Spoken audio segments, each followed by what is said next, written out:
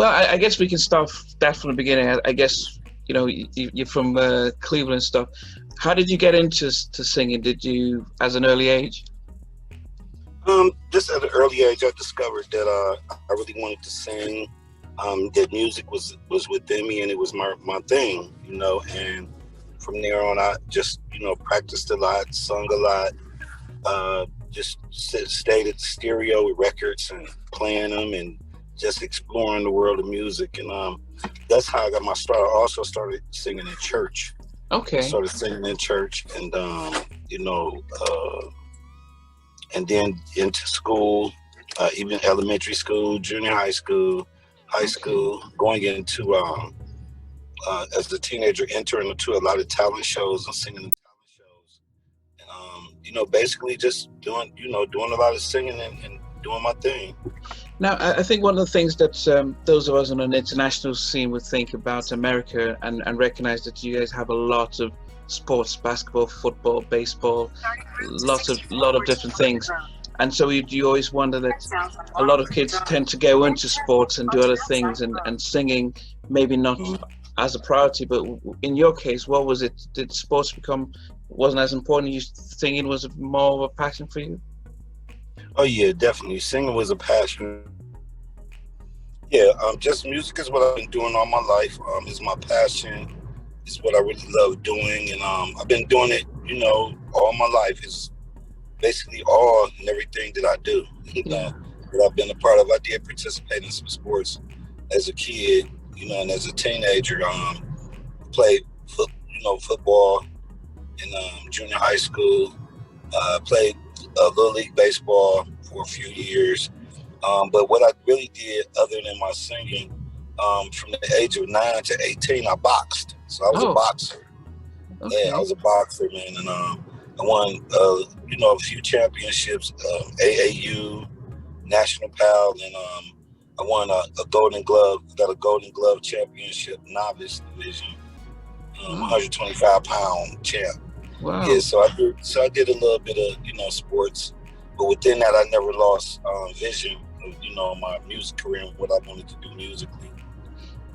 Now, being that you were from, say, Cleveland, and I guess most of us think of Hollywood, Los Angeles, and New York, where the big music scene might have been in those days. In those early days, did you think about becoming a recording artist, or was it just you enjoyed singing and it was just like stuff you did, or did you think of yourself making it as a recording artist back when you were still in high school? Or? I always wanted to make it. I wanted to perform in front of millions of people. I wanted to, I wanted to really, I wanted to make it. I wanted to.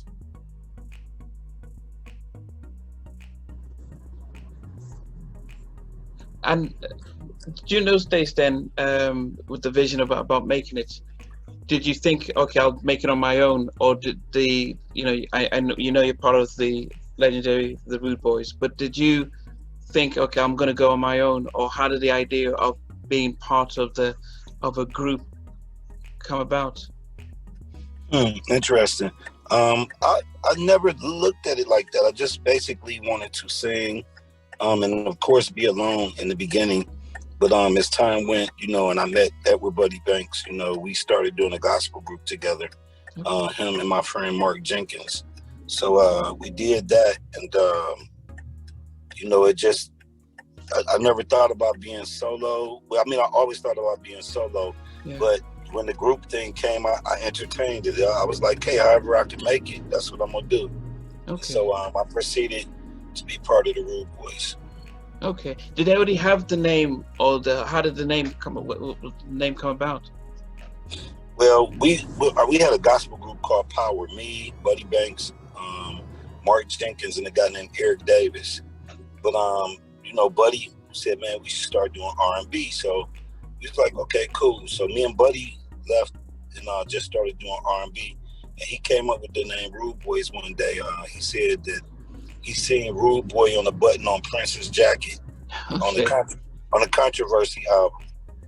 Prince had Rude Boy on the button. And And he Yeah. was just like, man, let's call ourselves the Rude Boys. So basically, the idea came from a button-on Prince jacket on the Controversy album. Wow. Okay. Now, the thing you just said is you're starting off in gospel, and all of a sudden you said let's switch to R&B. Now that seems like a quick turnaround from being in gospel, singing a particular type of song to a particular audience, to just saying, yeah, let's just push that aside and go this direction. What was that, as easy as that, or was it soul searching or making that decision? It's a no-brainer. Okay. No thought. Took no thought about like, should we do that? We just basically eased on through and just started really working on R&B songs, which I was already, singing R&B anyway through talent shows and different stuff like that. So yeah. But what was the big difference then between the gospel that you were doing to switching to R&B? What would you say would be the difference? Well, the difference is that it was more of a crowded line. A lot of more people were, trying to do R&B than gospel. It was a wide variety of music, from pop to R&B to jazz to rock. There was so many different genres that you could be, you could be a part of. And I sung all types of music, even opera. Wow. I was opera trained in high school, so but other than doing gospel, just R&B was more open. You could sing about more subject matters, and it was just it was cool. Okay, and you didn't get pushback from family and friends like, come on, we're raising you up as a gospel artist. What's this? Is kind of leaving the faith, and kind of that wasn't the case. Not at all. There, but now, how did the so now you guys are doing the R&B. Now, was it self-contained where you were writing and producing your own stuff, or were you singing covers back in those early days? Well, being in talent shows and stuff, I started off doing covers. And who would you emulate? Who would you gravitate to when you were doing covers? We did a lot of some of everybody, man. A lot of different groups.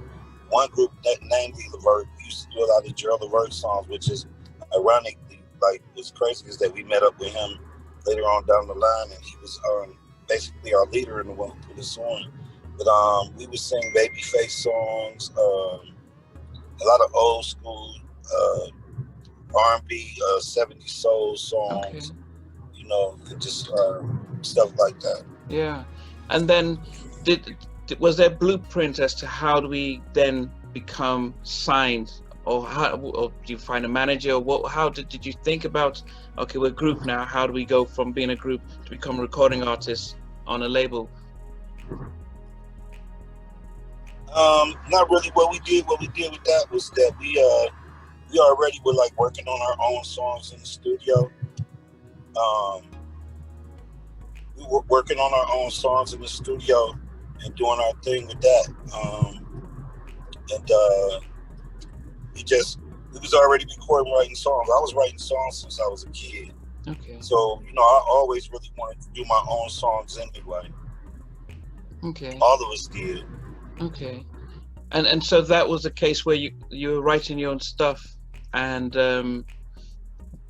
in a mix of recording, was it the hope that you just released it on your own and hope that somebody would hear it, or you'd shop it around?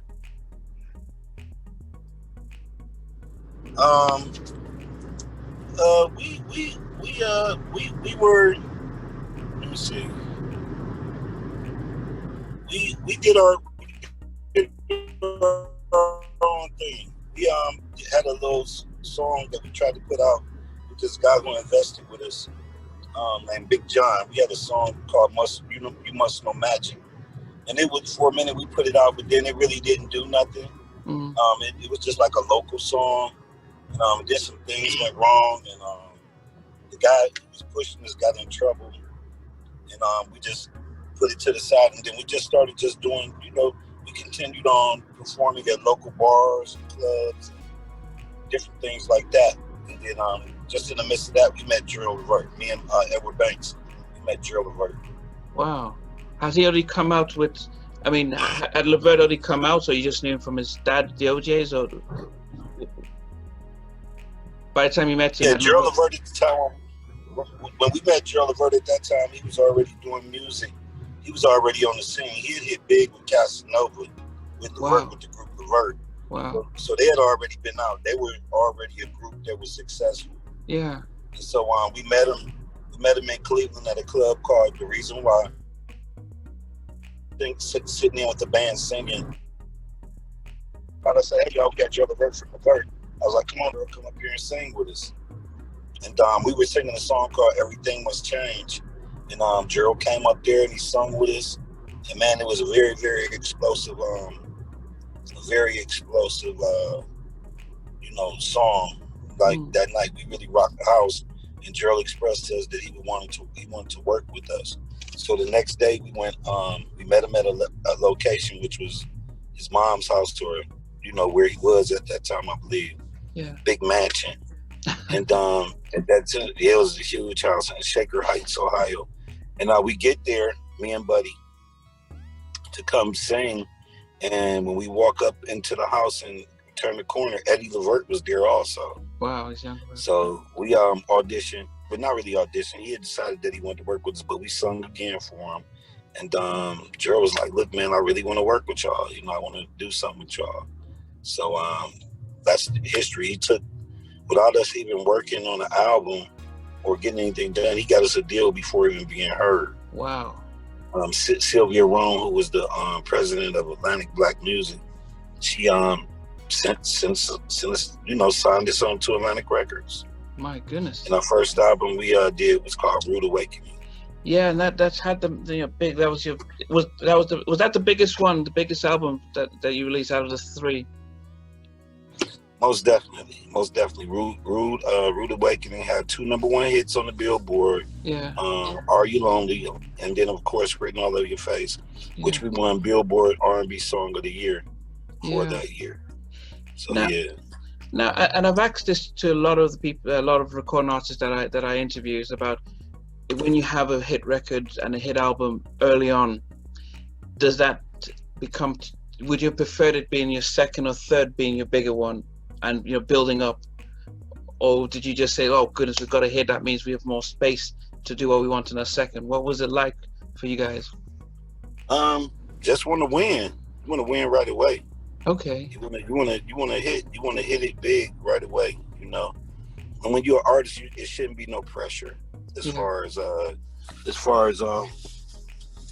you doing your work, because really we do these albums to just express ourselves. It's really expressing. So I don't see no pressure when it comes to writing music. I just write what comes from my heart and mind. You know? But that question of your first album having 2 #1 singles, songs, winning an award, selling so much, and then when it comes to the second album, do you then think we need to emulate this, or is it like we'll relax now? We've got money in the bank, with not physical money, but that sort of capital with the label and the public, so we can kind of chill a little bit on our second and not feel the kind of pressure there. We just after that first album, we just went and got back in the studio. We just did our thing. We just did what we do best. We were very confident in the material that we were doing.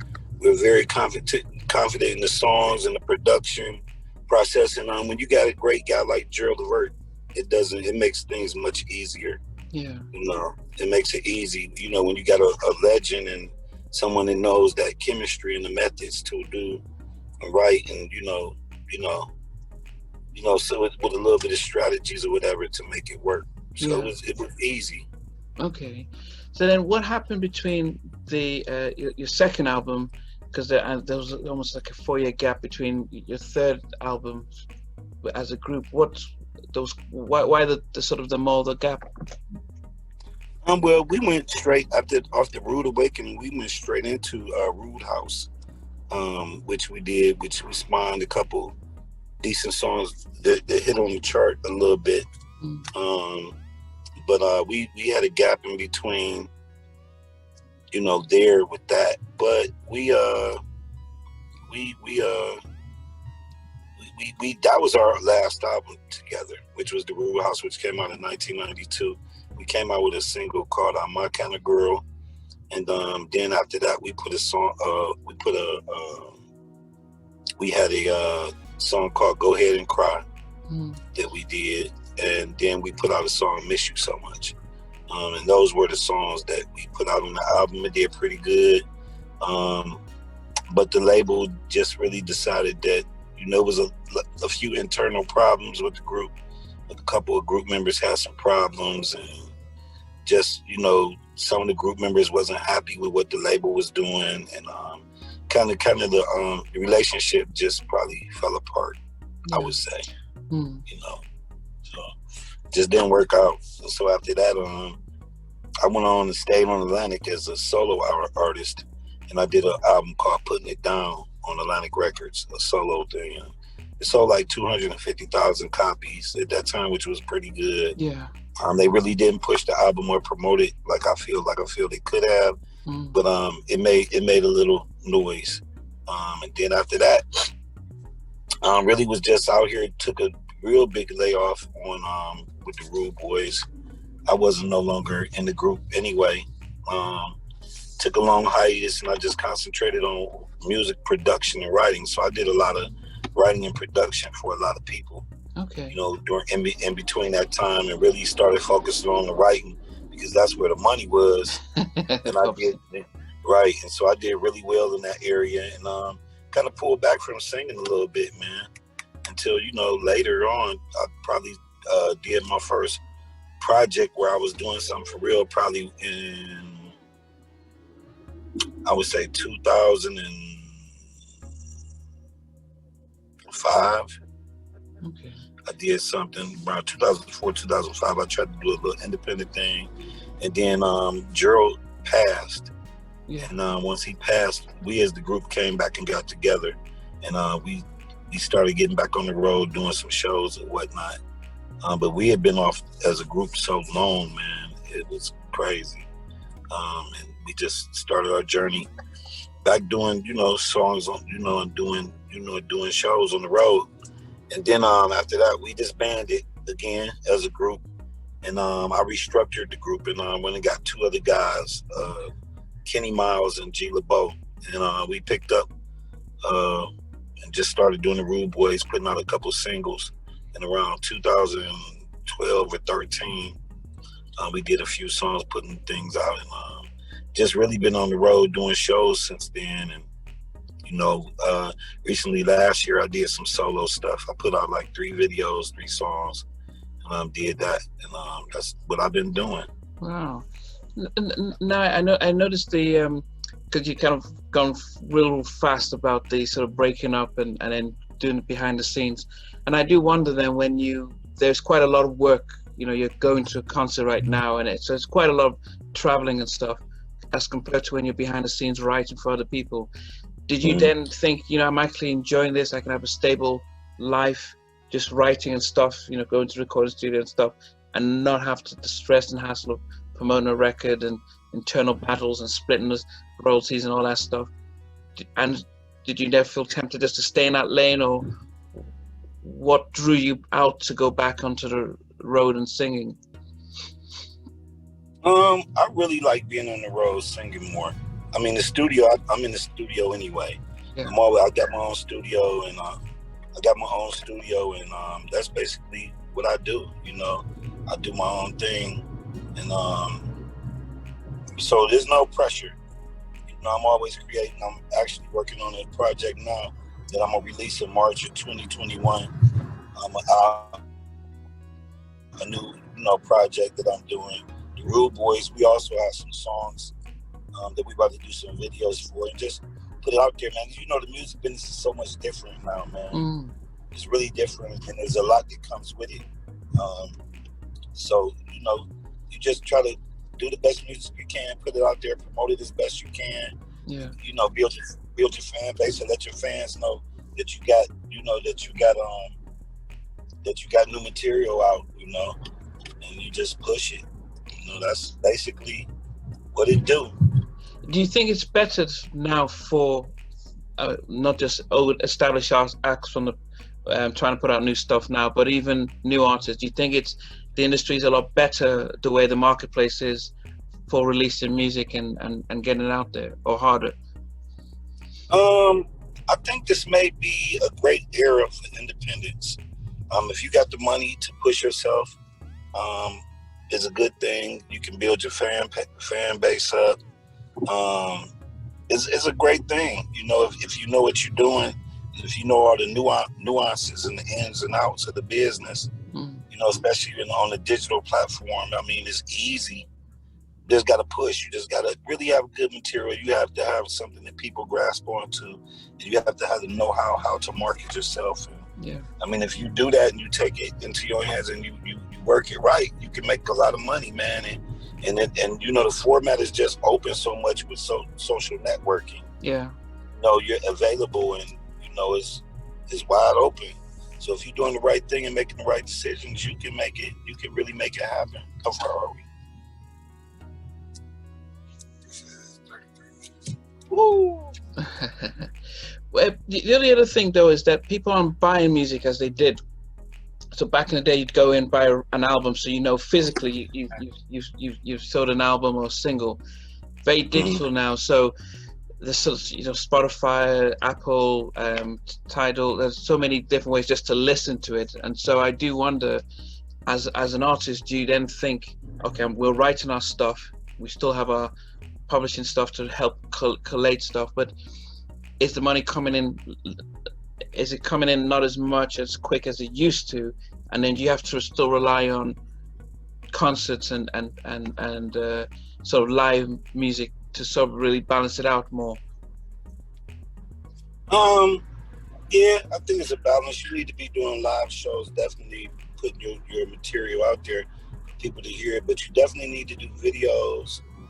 You definitely need to you need everything. Everything. You need the shows, you need the videos to put out there, and you just got to really be having it on all the digital platforms to make it available for people, and that's basically it, you know.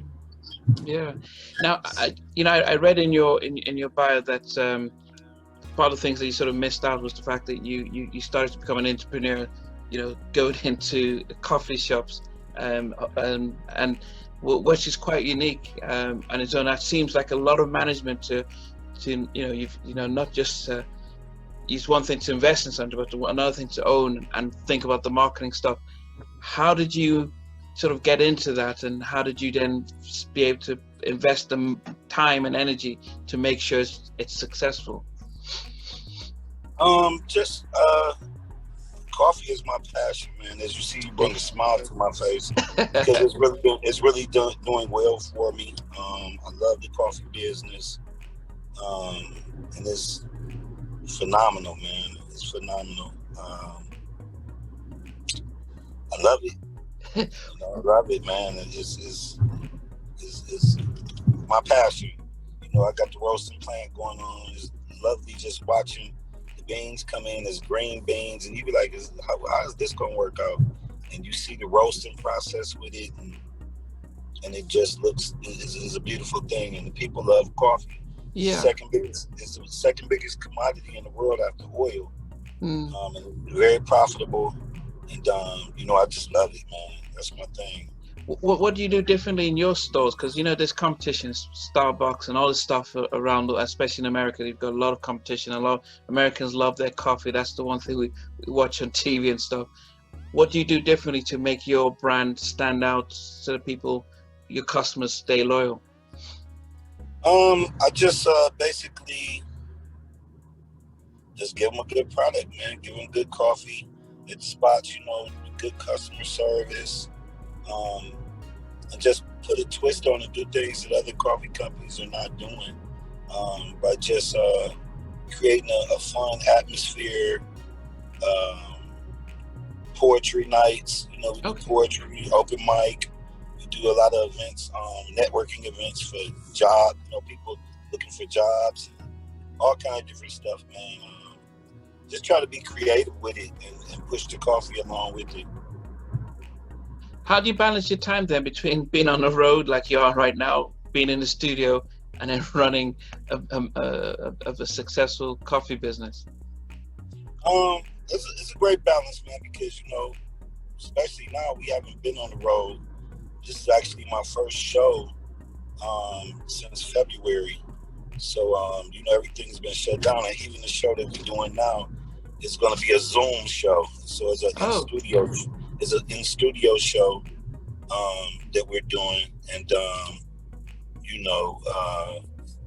with really no audience. So it's been really, it's easy to balance. I've actually been able to pay more attention to the coffee during this time.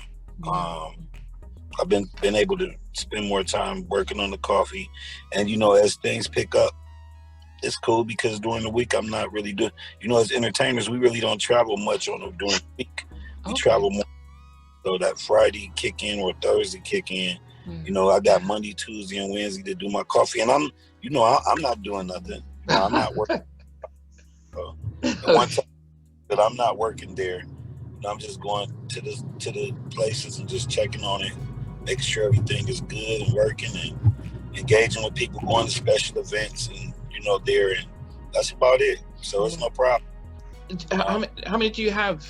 How many shops or baristas do you have? Right now I got one new location that we just started doing. Right now I've had like about 4 of them, but I've closed them down due to just in that market it didn't work. But right now currently I got a new spot in Cleveland, up in Cleveland Heights. Do a spot called Milwaukee Burst, and we got coffee there. We do the smoothies, coffee. We got vegan and healthy sections for food and all that, and it's working pretty good. It's doing pretty. Okay. Now, I think the other thing that I noticed in your bio, which was sad, is the fact that it seemed as if you decided to sort of take a break from music after not just the loss of Gerald, but also a number of close people, especially your wife. Did you consider giving up music and just during, especially after your wife passed, or was it something that you just needed time off? I actually never took time off from music, just really being more so in the studio and being creative and writing and doing just what comes to me. So never really took a break from music. I took a break more so from singing in the late 90s, going into the early 2000s, because I was doing the writing production, and working with a lot of other artists. So, but I never really have taken a break, not much. Yeah. But as so more so as a performer, not because I guess if you've been passionate about it from a young age, you should always be around it. But the actual being on stage, that's the part that you said, I need to just separate from that for a while. No, just I wouldn't, like, if shows come, I wouldn't turn them down. Yeah. I wouldn't be able to perform because that's my favorite time when I'm performing. I would never give that up for anything in the world. So that's my thing. I would never take a break. I'm too young to take a break, man. No, but I do wonder about the performance side, because we do get a lot of people, and I guess probably this is where the if you've been singing from a young age, it's quite different. But we get a lot of people who get into the industry, and they get disillusioned by it, and especially anxiety being on stage and just sort of living out of a suitcase, traveling a lot, and that part of it, promoting albums, the whole marketing becomes what they don't like. They don't mind singing, but the business, the money, the fallouts and relationships, the things that make them feel as if, this is not for me, and sort of move away. You mentioned that you and your you guys you grew up with forming a group, but having little discord that sort of made you guys separate for a while. Did the industry itself become something you just disliked, not the singing or the music, but the industry and the business and how that engine works? Well, there's some things that I don't like about the music business, really. But I love music, man. I love expression. I love being an artist and being able to express myself. Yeah, the music business can be frustrating and discouraging, but I don't let that get to me as far as my creativity, you know, because I do music because I love it and I have a passion for it. I'm not doing it at the end of the day to make money. That's not my main objective, to be rich or be famous. You know, my main objective is just for me to be able to artistically express myself, and just being able to, for somebody to hear it, you know, whether I'm making money or not. So yeah, you can see the charger. Yeah, so that's basically you know, my thing when it comes to music. The question I had about, because one of the things I've noticed recently especially when we, even if we're on social media and you play a clip more than 30 seconds, you know, Instagram or Facebook will say this music is owned by Warner Brothers, Sony, you know, Universal, and even an artist can't even play their own stuff that they write for a period of time because the label seems to have ownership of it. And when you look back at when you guys wrote your own stuff and you had your hits, and then you hear about Prince and Michael Jackson, now even Kanye, talking about the more successful they became, the more they start realizing we've made all this money, but we don't seem to have a bigger ownership of the stuff that we've created. Did you sense that as when you guys came out and you were having these hits, that we're writing all this stuff and creating it, but somebody else has a bigger ownership of this in the long run? Forget about now, but 10 years, 20 years down the road, they will take it away. Did that part of come to your knowledge? Yeah, you know, it was weird. It's really weird when your creativity, something that you created, somebody like own the rights. But I guess that's what comes with being in the music business is, man, is all about, like, you got to trade off something, man. So that's again why I say this era is a great era where, you know, you can retain your own masters and you can have your own music and it's yours. So that's one of the things why I say that the independent era is a great era to be in. And for you to own your own, have ownership of your own songs. But back then, you know, when you were signed to these labels and stuff like that, it just came with the program, man. That's just how it was. So you see a lot of artists who recently have got their masters back, like Chris Brown and a few other people. They bought their masters back. Wow. You know, you see it happening now. So and it's just, you know, part of the game, man. Yeah. But then because it seems if you had the fateful night of meeting Gerald Levert and things just took off like that. Did it happen so quick that did you guys know about the publishings, about royalties, about all this stuff prior to getting signed, so that you knew? Because we've watched the New Edition story, TLC, talking about we're selling millions of albums, but we didn't get any money because they didn't really understand about being signed to a production company who takes all the money and stuff. Did you guys know about that early on, so that at least you knew what was coming in and you were assigned to the business part of things? Yeah, we learned because our lawyer explained it to us. Okay. And, at the time we were listening, I'm like, wow, so this is how it goes. And we're like, yeah, hey, you get an opportunity. So, you know, you get a standard first time artist contract and you find out that those are the ins and outs of the game. So we were very aware, you know, of what the situation presented as far as the publishing and the masters being owned by the label, and, you know, percentages going to management and to the production and all that, man. So it was, you know, it's an eye-opening experience, I'll tell you that. You know? Was it hard knowing that a record sells and it's going to sell for $10 and you probably get less than 50 cents or something like that? Did you know? Was it hard performing and the numbers coming in and knowing that, man, at the end of the day, our paychecks are not going to mirror up to the fact we've got a #1 record? Or did you guys just got caught up in the success and the fame that the money part didn't really come until later? Everything and how it went, and, because I was a student of the game. I did a lot of studying into the music business and seeing stories about other artists before making it. And a lot of those stories were new addition. A lot of people didn't know about. But as time went, you hear, rumblings and ramblings of, artists being disgruntled or whatever. But we never were like that artist, to be honest. I wasn't anyway. Maybe a couple of the other guys, they felt that way, but I wasn't one of the ones.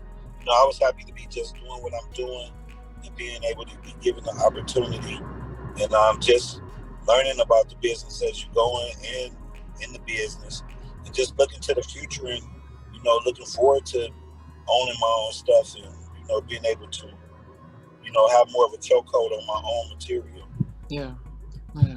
So going forward, I know that you mentioned that you're looking at making videos with not just with the Rude Boys, but yourself. But over the next 5 years, what's the plan?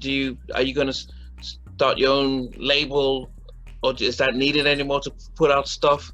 Are you going to start developing other artists, or how do you see the next couple of years going for you? I currently have my own label called Brother to Brother International that is owned by me and my best friend Mark Jenkins. These songs that I put out last year, Brother to Brother International. We have an artist named Dear Neuroscience, which is a rapper, and I did a song with him. So we've been working with him, and we're about to release a song called Run It Up in the next month or so with him. Just always looking to work with different artists, writing and producing. I haven't really signed any artists or anything. Really just focusing on my career and just getting the best out of what I can get out of me now. And if somebody comes along that I like or see, possibly work with them. But just within the next 5 years, really just continuing to work on my music, tour, work with my coffee and push my Urban Joe coffee, and that's about it. Yeah. Are you still writing for other people? Because if you did that quite a bit in the late 90s, early 2000s, did you just stop writing and producing for others and just to focus on yourself? Yeah, I started working more so with artists or whatever, but just really was focusing on my music, man, and writing. But now, I'm really just still more so focused on myself. Yeah. Okay. Well, I mean, I definitely appreciate the, as I said, catching you on your way to the show and the stuff, and sometimes the signal goes in and out and stuff. But I think one of the things that we tend to ask our guests towards the end is, if you were stuck on an elevator and you had a choice to watch a movie while they get it fixed, what movie would you want to watch before they get you out? The Ray Charles movie with Jamie Foxx. Oh, okay. Yeah, that's the one he got the Oscar for. Okay. And if they're saying, okay, we're going to put the movie on, but before we do, we can give you one of your favorite songs to listen to. What would you want to listen? What song would that be?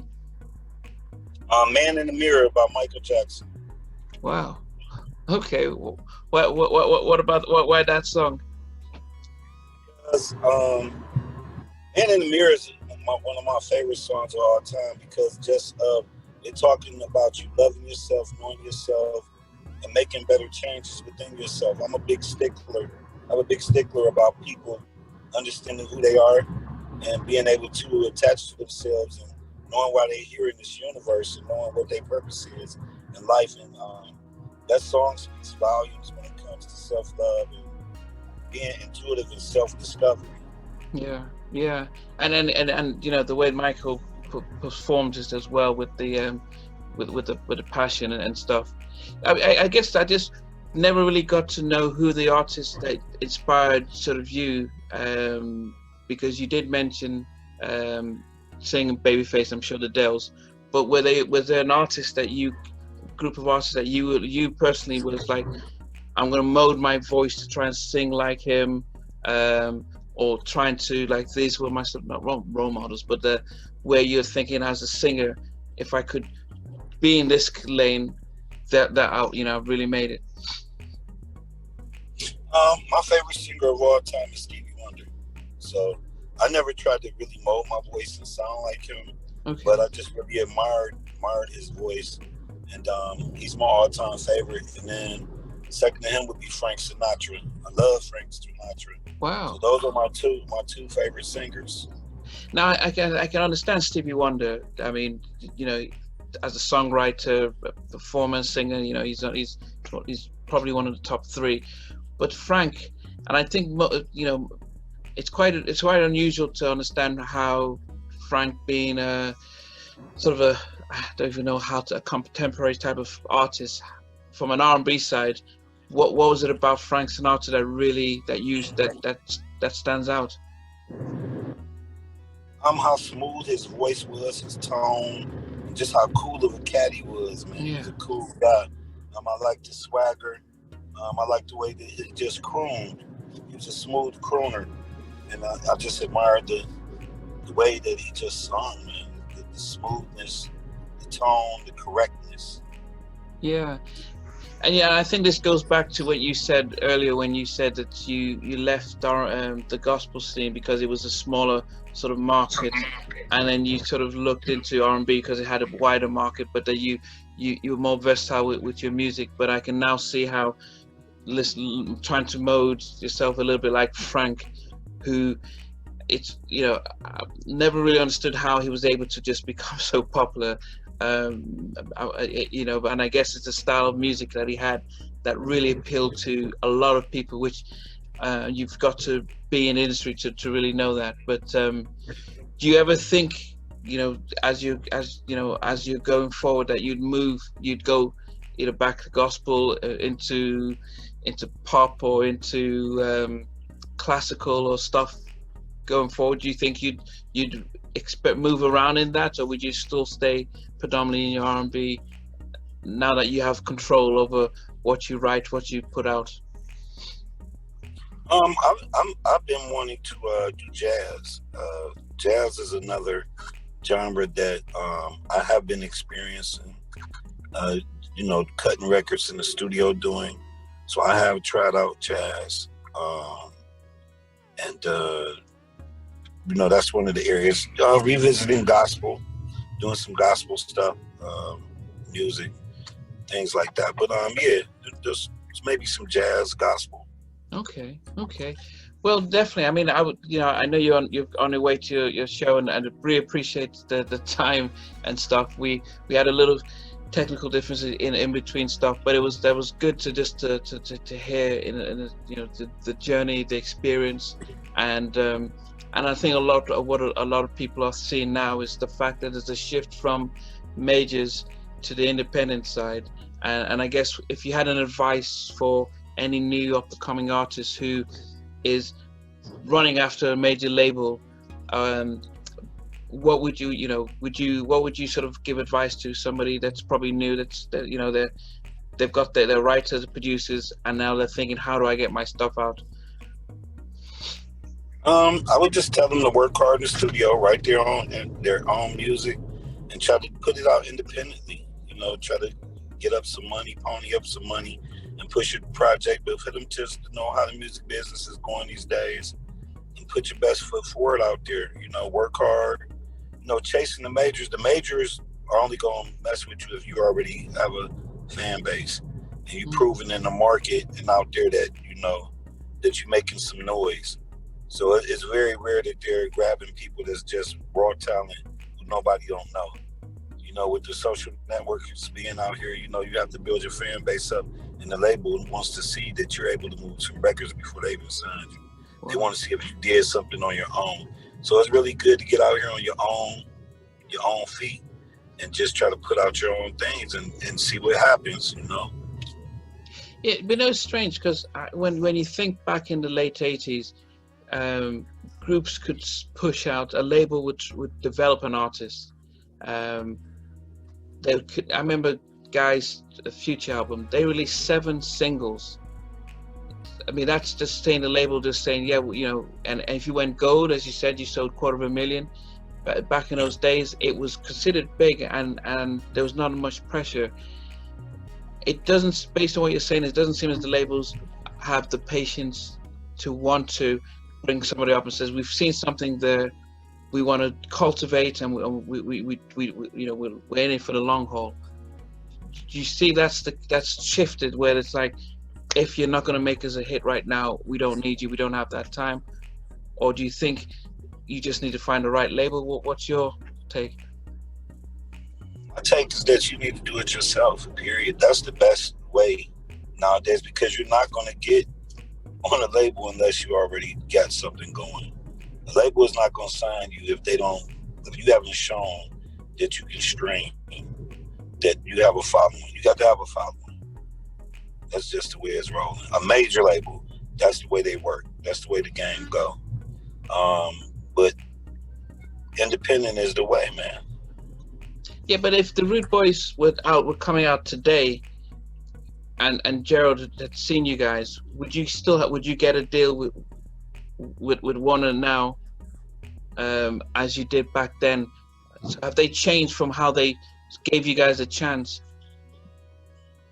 The deals are still the same, basically. 360 deals. The deals are still the same. If they do pick you up and do like that, they front the money, they do it, you get percentages, and it's the same cycle. Oh, but by that time you guys went big nationally before they picked you up. They saw there was a chance. We see something here. We can develop. They signed us without even knowing who we were. Gerald, they went on Gerald's word. Oh. So no audition. You didn't have to. They didn't see you in concert. Oh, we didn't even have to audition. Nothing. They never heard no music from us. Never. They didn't even know us. They gave us a deal. Wow. They went with Gerald's word, and Gerald's word turned out to be really good. We had 2 #1 hit singles off the first album and a Billboard award the first album. Wow. So he knew what he was talking. He knew what he was talking about. But was he consistent with you guys before he passed on the other albums? And was it harder? Before he passed, we were not all associated. I mean, me and Gerald were still friends. We were writing and producing together, so we kept our relationship going. But as far as with the group, he wasn't dealing with the other members in the group anymore, just me. Okay.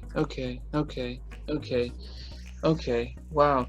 So I guess I guess this is for any of the young artists who are looking out and thinking, I need to knock down on the majors. Is that you're saying, develop your own portfolio, put your stuff out there, try and get the stream, try and market it out, and in some sense you have some leverage in yourself to decide if you need to go by a major or trying to do it yourself. Is that sort of the advice you think? That again? Yeah, no, I'm saying for any of the young artists who'll be watching and listening, especially from you who's been in the game for such a long time, your advice is generally to cultivate your talent, your portfolio, your craft, trying to build a network, get people to like what you're doing, and not chase the quick money with the labels, but trying to have more control of your creativity.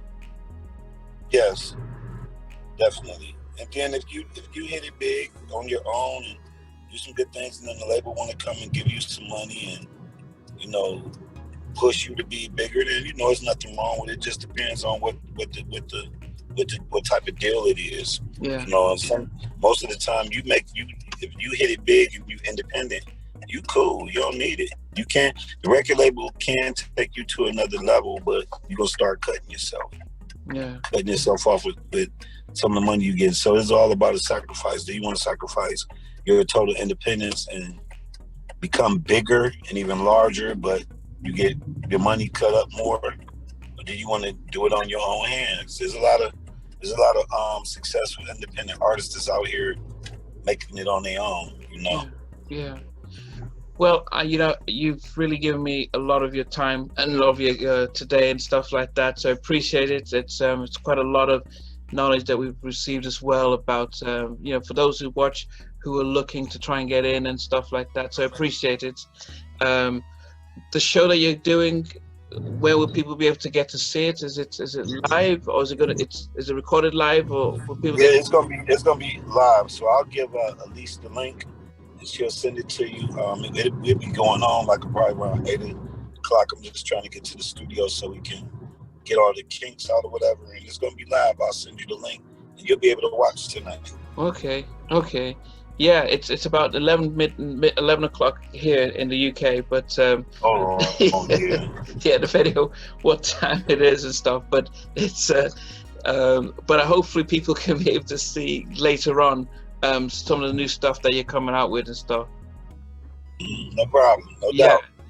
But I appreciate it, and I also appreciate Elise for setting it up. And but as I said, you're in the middle of your going to a concert, taking time out to talk to us and giving us a life history lesson, but also giving us a glimpse as to what's going on down for you, and also for the artists coming forward, really looking at building your own stuff and having more of an ownership and stuff. So definitely appreciate it. Good luck tonight, and but I'll be watching to see what's going on, and before, as we push this stuff out, we'll start to get people aware of what you're doing and stuff.